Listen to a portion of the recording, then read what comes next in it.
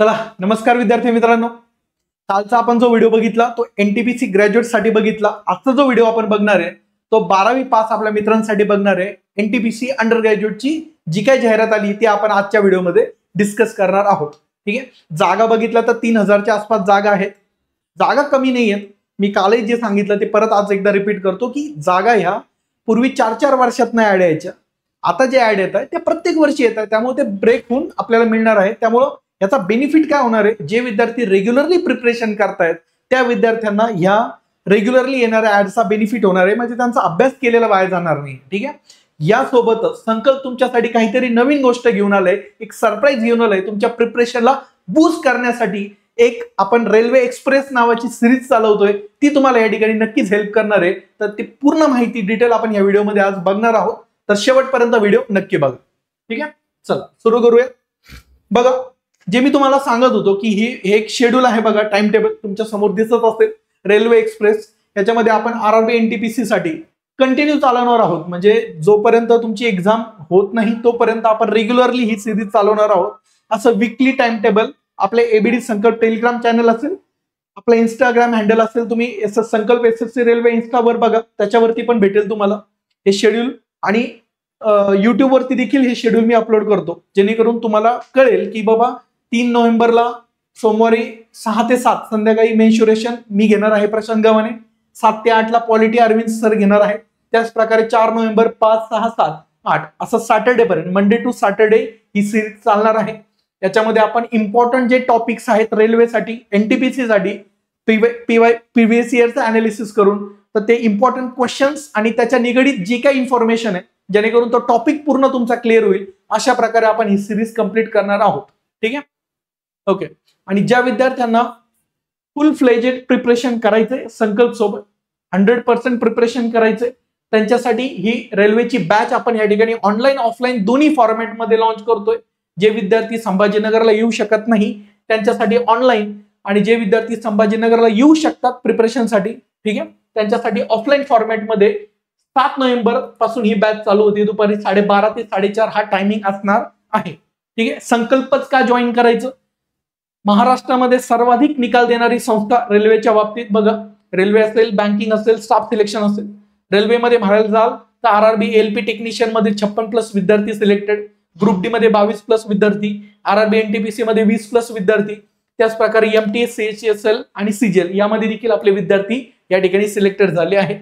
Best team तुमच्या समोर राहणार आहे ते बघा, प्रशांत गव्हाणे मी स्वतः ऍडव्हान्स मॅथ हा विषय घेणार आहे, प्रणव टेरे सर अरिथमॅटिक घेतील, अरविंद टोंबरे सर जीके, आणि यादवराव मरकर सर जे आहे ते जनरल इंटेलिजन्स आणि रिझनिंग हा टॉपिक तुमचा कव्हर करतील। ठीक आहे, तर ज्या विद्यार्थ्यांना फुल फ्लेज प्रिपरेशन करायचंय, ही एनटीपीसी टार्गेट करतायत 2025 ची, त्यासाठी ही बॅच अवेलेबल असणार आहे ऑनलाईन प्लस ऑफलाईन फॉर्मॅट। ठीक आहे, चला आपल्या नोटिफिकेशन कडे येऊया। तर जे विद्यार्थी 12वी पास झालेले आहेत अंडर ग्रॅज्युएट, ठीक आहे, 12वी पास झालेले फर्स्ट इयरला आहेत, ग्रॅज्युएशनच्या सेकंड इयरला आहेत, लास्ट इयरला आहेत, त्यांच्यासाठी ही ऍडव्हर्टिजमेंट असणार आहे। तर ऍडव्हर्टिजमेंट कधी आली आहे तर 28 ऑक्टोबरला ऍडव्हर्टिजमेंट आली आहे, आणि याची जी लास्ट डेट आहे 27 नोव्हेंबरला लास्ट डेट असणार आहे फॉर्म फिलिंगची। त्यानंतर जर तुमचा फॉर्म मध्ये काही चूक झाली, अनावधानाने काही चूक झाली, तर त्या ठिकाणी करेक्शन विंडो, म्हणजे तुमची जो काय फॉर्म आहे तो करेक्ट करण्याचे चान्स तुम्हाला रेल्वे देते 30 नोव्हेंबर पासून तर 9 डिसेंबर पर्यंत तुम्ही तुमचा फॉर्म करेक्ट करू शकता। पण त्यामध्ये पण त्यांनी एक गोष्ट सांगितली की तुम्ही काय परत गोष्ट करेक्ट करू शकत नाही, म्हणजे एकदा तुम्ही टाकलं की ते फायनल राहणार, ते म्हणजे तुमचा ईमेल आयडी, फोन नंबर, आणि तुम्ही जो झोन सिलेक्ट करणार आहात या फॉर्म भरण्यासाठी तो परत चेंज होणार नाही, त्यामुळे ते काळजीपूर्वक तुम्हाला भरायचे। ठीक आहे, झोन कुठला भरणार, काय भरणार ते मी तुम्हाला पुढे व्हिडिओमध्ये सांगणारच आहे। एज लिमिट काय आहे तर बघा, 18 ते 30 वर्ष एज लिमिट आहे। त्याच्यामध्ये त्यांनी सांगितलंय की एज कुठपर्यंत काउंट होणार आहे तर 1 जानेवारी 2026 पर्यंत तुमचं एज काउंट होणार आहे। जे जनरल कॅटेगरीतले किंवा ईडब्ल्यूएस चे विद्यार्थी त्यांची डीओबी जर 2/1/1996 नंतर असेल, ओबीसी असेल तर 2/1/1993, आणि एससी एसटी असेल तर 2 जानेवारी 1991 नंतर जर तुमचा जन्म झालेला असेल तर तुम्ही हा फॉर्म भरण्यासाठी पात्र आहात। त्यासोबतच एज रिलॅक्सेशन पण आहे कॅटेगरी वाईज, जसं एससी एसटी ला 5 वर्ष आणि ओबीसी नॉन क्रिमिलियर तुमच्याकडे असेल तर तुम्हाला 3 वर्षाचं या ठिकाणी एज रिलॅक्सेशन मिळणार आहे। ठीक आहे, ओके, आता बघा कुठल्या पोस्ट यामध्ये आहेत, तर 4 पोस्ट. जसं एनटीपीसी ग्रॅज्युएट मध्ये आपण बघितलं होतं की 5 पोस्ट असतात, त्याच प्रकारे एनटीपीसी अंडर ग्रॅज्युएट मध्ये 4 पोस्ट आहेत. कमर्शियल कम तिकीट क्लर्क, अकाउंट क्लर्क कम टायपिस्ट, ज्युनियर क्लर्क कम टायपिस्ट आणि ट्रेन क्लर्क. ठीक आहे, तर लेवल 3 लेवल 2च्या ह्या पोस्ट असणार आहे. ग्रेड पे म्हणायला जातं बघा, एक चांगल्या सॅलरी डिसेंट, हे 21,700 याला डबल करा, तितकं तुमचं ऍक्च्युअल पेमेंट होईल. हे जे इनिशियल पे आहे ना, याला फक्त डबल करा, ते तुमचं ऍक्च्युअल इन हँड सॅलरी होऊन जाईल. एकदम तुम्हाला सोप्या भाषेत सांगायचं झालं तर. मेडिकल बघा, B2 C2 A3 या मेडिकल बद्दल मी पुढे डिस्कस करणार आहे. त्यानंतर एज लिमिट सगळ्यांना 18 ते 30च आहे. त्यासोबतच वॅकन्सी म्हणायला गेला तर बघा 24 म्हणजे 2424 कमर्शियल क्लर्क तिकीट क्लर्क सगळ्यात जास्त वॅकन्सी आहे. त्यानंतर अकाउंट क्लर्कला आहे, त्यानंतर ज्युनियर क्लर्कला आणि सगळ्यात कमी 77 ट्रेन क्लर्क आहे. टोटल वॅकन्सी म्हणायला जाल तर 3058 वॅकन्सीज या ठिकाणी आलेल्या आहेत अंडर ग्रॅज्युएटच्या, आणि ग्रॅज्युएटच्या 5000च्या आसपास वॅकन्सी आहेत. तर बघा मेडिकलमध्ये काय बघणार आहेत, जी A3 मेडिकल आहे, A3 स्टँडर्ड कोणा करता आहे, A3 स्टँडर्ड आहे ट्रेन क्लर्क करता. तर A3 मध्ये बघितलं तुम्ही तर बघा 6/9 विजन पाहिजे विथ ऑर विदाउट ग्लासेस. ठीक आहे, तर या ठिकाणी चष्मा असेल तर चालेल, पण चष्मा घालून तुम्हाला 6/9 विजन असेल तर तुम्ही फॉर्म या ठिकाणी A3 साठी तुम्ही इलिजिबल आहात, म्हणजे ट्रेन क्लर्क साठी. आणि B2 आणि C2 जे आहेत ते तर एकदम लोअर ग्रेड मेडिकल मानले जातात रेल्वेमध्ये, म्हणजे याच्याकरता जास्त स्ट्रिक्ट मेडिकल होत नाही B2 आणि C2 करता, त्यामुळे जास्त टेन्शन घेऊ नका. याच्या 6/9 6/12 ची विजन जी की आरामात भरेल तुम्हाला. चष्मा असेल तरी काळजी करायचं कारण नाही. ठीक आहे, एकदा स्टील डॉक्टर तुमच्या जवळच्या डोळ्याच्या डॉक्टरकडनं जाऊन त्यांना ही स्लाइड दाखवा. ठीक आहे, फोटो काढून घ्यावा असेल तर ही स्लाइड दाखवा आणि त्यांना सांगा की माझी विजन 6/9 6/12 विथ और विदाउट ग्लासेस आहे का. त्या प्रकारे ते चेक करतील, आणि बाकी पण त्यांनी नियर विजन वगैरे काही जे काही क्रायटेरिया सांगितलेत ते क्रायटेरिया तुम्ही तुमच्या डॉक्टरकडे जाऊन चेक करू शकता आणि त्या अकॉर्डिंग फॉर्म भरा. ठीक आहे, ओके, हे झालं मेडिकलच्या बाबतीत. आणि अजून एक इम्पॉर्टंट गोष्ट ती म्हणजे लेसिक जी आहे, लेसिक सर्जरी. आपण ज्यावेळेस आपला रिफ्रॅक्टिव्ह इंडेक्स चेंज करण्यासाठी जी लेसिक सर्जरी करतो, तर ती सर्जरी या ठिकाणी तुम्ही करू शकत नाही की करू शकता, ते त्यांनी क्लिअरली सांगितलं. जे A1 A2 A3 च्या कॅटेगरीच्या पोस्ट आहे त्यासाठी तुम्ही अनफिट आहात, परंतु ज्या B1 C1 C2 ह्या ज्या कॅटेगरी आहेत त्याच्यासाठी तुम्ही सर्जरी केली तरी काही प्रॉब्लेम नाही. बघा B1 C1 C2 याच्याकरता सर्जरी केली तरी प्रॉब्लेम नाही, फक्त A2 करता. आता येतात A2 कुठलीच नाही, तर ह्या सगळ्या याच्याकरता तुम्ही सर्जरी जरी केली असेल तरी देखील प्रॉब्लेम येणार नाही. ठीक आहे, ओके. त्यासोबतच जसं की महाराष्ट्रातील जे विद्यार्थी आहेत ते बऱ्यापैकी RRB मुंबई आणि RRB सिकंदराबाद या झोन मधून फॉर्म फिलअप करतात, तर त्याच्या वॅकन्सीज आपण बघूयात. तर RRB मुंबईला चांगल्या वॅकन्सीज आहेत बघा, 500 वॅकन्सीज आहेत. 3000 पैकी 500 म्हणजे खूप चांगला आपल्याला या ठिकाणी वॅकन्सी मिळालेल्या आहेत. आणि सिकंदराबाद करता 272 वॅकन्सीज या ठिकाणी आहे, म्हणजे टोटल बघितलं तर 500 2 700 जवळपास तुम्हाला 750 पावणे 800 वॅकन्सीज या ठिकाणी 2 झोन मिळून महाराष्ट्रातील विद्यार्थ्यांना मिळालेला आहे. त्याचा बेनिफिट आपण नक्कीच घेतला पाहिजे. ठीक आहे, ओके. त्यानंतर पॅटर्न काय आहे एक्झामचा, एक्झामचा पॅटर्न म्हणायला झालं तर जो आपण काल बघितला त्याच प्रकारे की 2 स्टेजेस मध्ये एक्झाम होणार आहे, CBT 1 आणि CBT 2. CBT 1 मध्ये GK 40 question, maths 30 question, general reasoning 30 question, 40-30-30 चा पॅटर्न आहे. 100 क्वेश्चन येणार आहे, एक क्वेश्चन 1 मार्क साठी 90 मिनिटांमध्ये पेपर अटेम्प्ट करायचा आहे. निगेटिव्ह मार्किंग 1/3 आहे. ठीक आहे, 1/3 निगेटिव्ह मार्किंग असणार आहे. त्यानंतर CBT 2 चा जो पॅटर्न आहे त्या ठिकाणी 50-35-35 चा पॅटर्न आहे. 90 मिनिटाचं सॉल्व्ह करायचे तुम्हाला 120 क्वेश्चन. इथं क्वेश्चन वाढले, टाइम मात्र सेम आहे. ठीक आहे, सिलेबस मध्ये म्हणायला जाल तर एकदम सुटसुटीत असा सिलेबस आहे रेल्वेचा. मॅथ्स आहे, रिझनिंग आहे आणि जीके आहे. आता मॅथ्स मध्ये पण ऍडव्हान्स मॅथ आहे, अरिथमेटिक आहे, जनरल इंटेलिजन्स. रिझनिंग मध्ये 2 टाईपच्या रिझनिंगचे क्वेश्चन विचारले जातील. एक तर तुम्हाला या ठिकाणी बघा बँकिंगचं बऱ्यापैकी या ठिकाणी टच आहे बघा, जसं सिलोजिझम आहे, कोडिंग डिकोडिंग आहे, अल्फाबेटिकल सिरीज आहे, स्टेटमेंट कोर्स, स्टेटमेंट कन्क्लुजनचे क्वेश्चन्स आहेत, डिसिजन मेकिंगचे क्वेश्चन आहेत. तर हे क्वेश्चन बऱ्यापैकी डेटा सफिशियन्सी आहे, तर बँकिंगचे बऱ्यापैकी टच रिझनिंगला आहे. त्यामुळे जे विद्यार्थी बँकिंग सरळ सेवेची भरतीची जी तयारी करत होते, बँकिंग किंवा सरळ सेवा, त्या विद्यार्थ्यांना हे रिझनिंग खूप सोपं जाणार आहे. ठीक आहे, त्यासोबतच जनरल अवेअरनेस बद्दल म्हणायला जाल तर करंट अफेअर येतं, स्टॅटिक जीके येतं, त्यानंतर history, polity, geography, economics, general science हे सगळ्या गोष्टी विचारल्या जातात. जीकेला खूप चांगलं वेटेज आहे. तुम्ही जर बघितलं तर मेन्सला 120 पैकी 50 मार्क्स आणि सीबीटी 1ला 100 पैकी 40 मार्क्स जीकेला आहे. त्यामुळे तुम्हाला सुरुवातीपासून चांगल्या प्रकारे जीकेचं प्रिपरेशन करायचं. ठीक आहे, ही झाली सिलेबसची गोष्ट. त्यानंतर बघूयात की कुठल्या कुठल्या पोस्टला किती स्टेजेस मध्ये होणार आहे, टायपिंग कुठल्या पोस्टला आहे. तर कमर्शियल कम टिकीट क्लर्क जी आहे तर यासाठी बघा सगळ्या पोस्टला सीबीटी 1 सीबीटी 2 तर आहेच. टायपिंग 2च पोस्टला आहे, ती म्हणजे अकाउंट क्लर्क कम टायपिस्ट. ज्याच्या पुढे टायपिस्ट लिहिलंय त्याला फक्त टायपिंग आहे. बाकी कमर्शियल कम टिकीट क्लर्क आणि ट्रेन क्लर्कला टायपिंग नाहीये तुम्हाला. ठीक आहे, टायपिंगला बिलकुल घाबरायचं कारण नाही. तर टायपिंग म्हटलं की आपल्याला भीती वाटते. टायपिंग खूप सोपी दिलेली त्यांनी मित्रांनो, एकदम सोपी टायपिंग. 30 words per minute. ठीक आहे, इंग्लिशचे 30 वर्ड पर मिनिट आणि हिंदी म्हणायला गेलं तर 25 वर्ड पर मिनिट. ज्यावेळेस तुम्ही टायपिंग करताना तसाही तुमचा नॉर्मली स्पीड, ज्यावेळेस तुम्ही 2 बोटांनी टायपिंग करता स्पीडमध्ये 20-22 पर्यंत असतो. तुम्ही जर 2-2.5 महिने प्रिपरेशन केलं, सेल्फ जरी प्रिपरेशन केलं, खूप सारे फ्री सॉफ्टवेअर्स आहेत टायपिंगसाठी, त्याच्यावर जर तुम्ही प्रॅक्टिस केली इझिली 2 ते 2.5 महिन्यामध्ये तुमचा स्पीड 30चा होतो. बिलकुल 101%. तुम्हाला वाटतं तुमच्याकडनं नाही डिसिप्लिन राहते, तुम्ही टायपिंगचा क्लास देखील करू शकता काही महिन्यांकरता, ज्याच्यामध्ये 30चा स्पीड इझिली अक्वायर होतो. ठीक आहे, स्किल टेस्ट पर्यंत होईल, कारण की 6 ते 7 महिने चालणार आहे सीबीटी 1 सीबीटी 2 आणि मग टायपिंग. आरामशीर वेळ आहे, तुम्ही टायपिंग करू शकता. त्यामुळं आणि याचा जो कट ऑफ आहे तो कमी लागतो. ज्याला टायपिंग नाही त्याचे कट ऑफ हाय जातात, ज्याला टायपिंग असते त्याचा कट ऑफ या ठिकाणी कमी जातो. सर्वजण एवढं सांगूनही टायपिंग करत नाहीत आणि त्याच्यामुळं बेनिफिट होतो ज्या मुलांची टायपिंग झालेली आहे त्यांना. ठीक आहे, ओके. त्यानंतर काही महत्वाच्या गोष्टी डिस्कस करायच्या होत्या तुमच्यासोबत की 12वी जे विद्यार्थ्यांचा 12वीचा रिझल्ट आलेला नाही, वेटिंग करताय, एक्झाम दिली पण रिझल्ट आला नाही, ते फॉर्म भरू शकत नाहीत.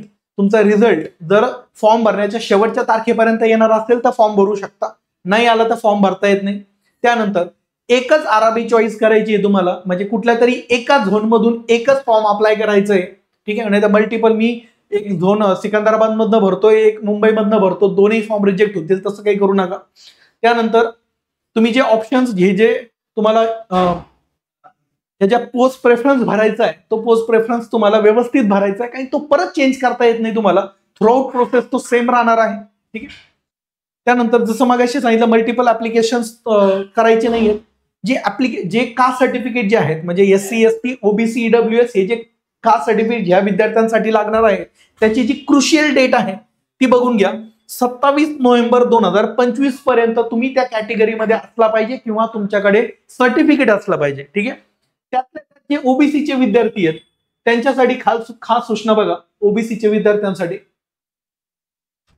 ओबीसीच्या विद्यार्थ्यांना त्यांनी क्लिअर सांगितलंय की 1 एप्रिल 2025 नंतरचं सर्टिफिकेट पाहिजे आणि कुठपर्यंत 27/11 म्हणजे फायनल जी डेट आहे तुमची त्या डेट पर्यंत. ठीक आहे, तर ओबीसीच्या विद्यार्थ्यांनी परत एकदा नीट ऐका, 1 एप्रिल 2025च्या पुढे डेट असलेलं आणि 27/11 पर्यंत म्हणजे ह्या डेट दोन्ही डेटच्या मधलं सर्टिफिकेट तुमच्याकडे पाहिजे, तरच त्या ठिकाणी ते मान्य करणार आहेत, अदरवाईज नाही, नाहीतर तुम्ही जनरल मधून कन्सिडर करणार तुम्हाला. त्यानंतर मेडिकल स्टँडर्ड तर मी सांगितलंय तुम्हाला, मेडिकल स्टँडर्ड एकदा व्यवस्थित चेक करून घ्या. मेनली आईज आहे, बाकी फिजिकल तर जास्त काय स्ट्रिक्ट होत नाही. ठीक आहे, आईज चेकअप व्यवस्थित करून घ्या. त्यानंतर मगाशी जे सांगितलं मोबाईल नंबर आणि ईमेल आयडी परत चेंज होणार नाहीये, नाही तर आता फॉर्म भरताना मी मित्राचा टाकतो, त्यानंतर सायबर कॅफेवाल्याचा टाकतो फॉर्म भरताना, असं काही करू नका. स्वतःचा मोबाईल नंबर ईमेल आयडी टाका, नसेल स्वतःकडे वडिलांचा आईचा घरातला कोणाचा तरी email ID mobile number use करा. ठीक आहे, कारण की इथून पुढे जी काय प्रोसेस होणार आहे तुमची सिलेक्शनची त्याच फोन नंबर आणि ईमेल आयडी वर होणार आहे. ठीक आहे, त्यामुळे तुमच्यापर्यंत त्या अपडेट रेग्युलरली मिळाल्या पाहिजेत. आता जे क्वालिफिकेशन म्हणायला जात तर सिंपल अंडर ग्रॅज्युएट एक्झाम आहे, म्हणजे 12वी प्लस जे काही विद्यार्थी आहे 12वी किंवा डिप्लोमा. ठीक आहे, 12th इक्विव्हॅलंट डिप्लोमा पण चालेल. 12 डिप्लोमा जे आहे आपलं 10th नंतर डिप्लोमा तो पण अलाउड आहे या ठिकाणी. ओके, 27/11 पर्यंत तुमच्याकडे त्या ठिकाणी तुमचं सर्टिफिकेट असलं पाहिजे 12th प्लसचं किंवा डिप्लोमाचं. तुम्ही हा फॉर्म भरण्यासाठी इलिजिबल आहात. ओके, त्यानंतर अप्लाय कसं करायचंय, आरआरबीची वेबसाईट जी आहे आपली आरआरबी मुंबई त्याच्यावरती जाऊन तुम्ही ह्या फॉर्मसाठी अप्लाय करू शकता. ज्या विद्यार्थ्यांनी आतापर्यंत कधीच रेल्वेचा फॉर्म भरलेला नाहीये त्यांना न्यू रजिस्ट्रेशन करायचंय. ज्यांनी 2024 मध्ये एनटीपीसी ची एक्झाम दिली असेल किंवा ग्रुप डी ची एक्झाम दिली असेल, त्यांचा रजिस्ट्रेशन नंबर असेल त्यांनी तोच यूज करायचा आहे आणि त्याच्यानुसार लॉग इन करायचं आहे.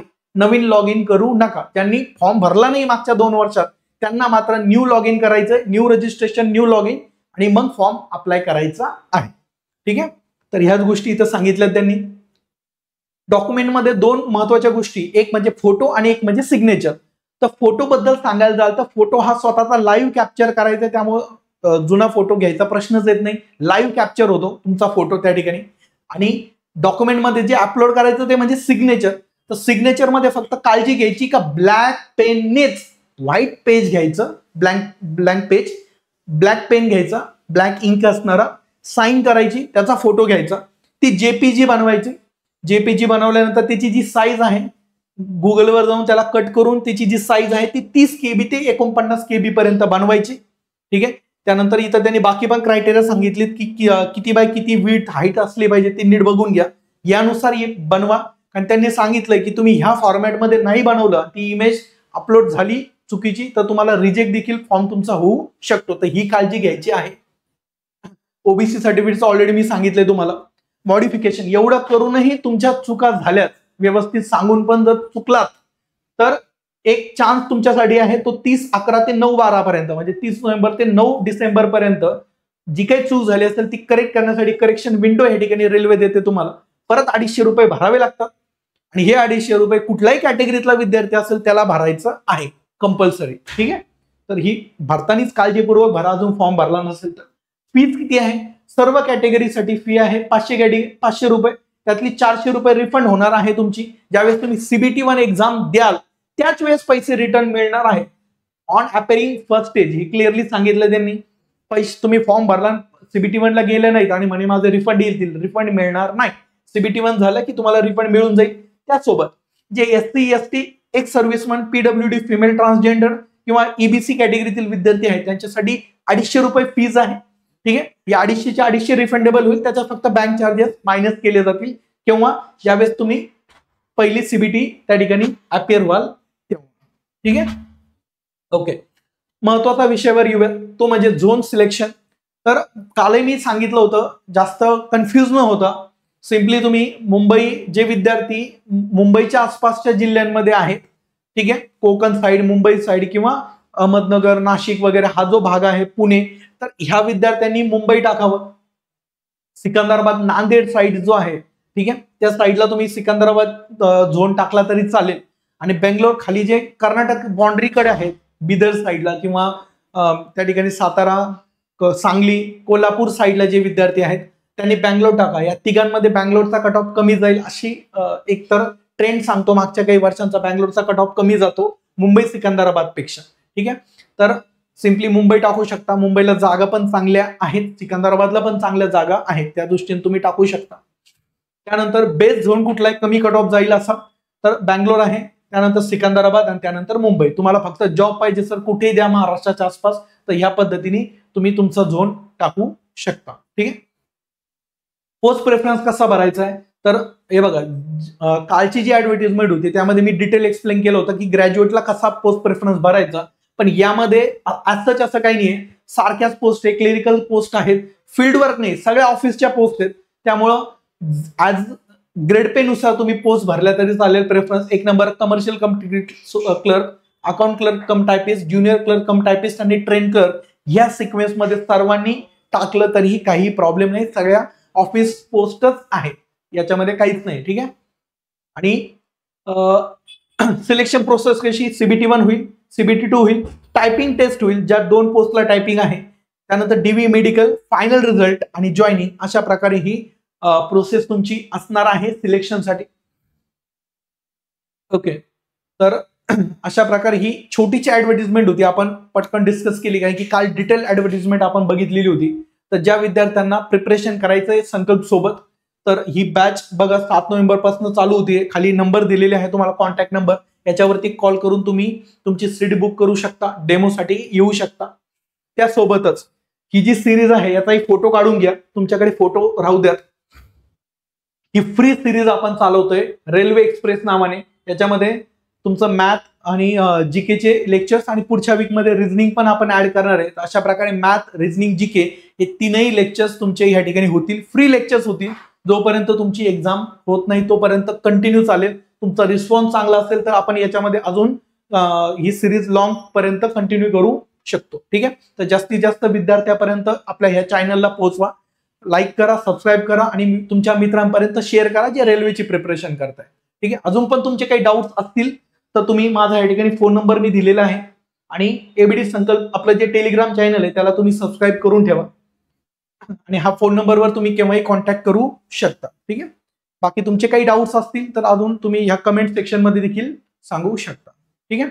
चला तर मित्रांनो, भेटूयात आपल्या नेक्स्ट व्हिडिओमध्ये. तोपर्यंत बाय बाय, टेक केअर.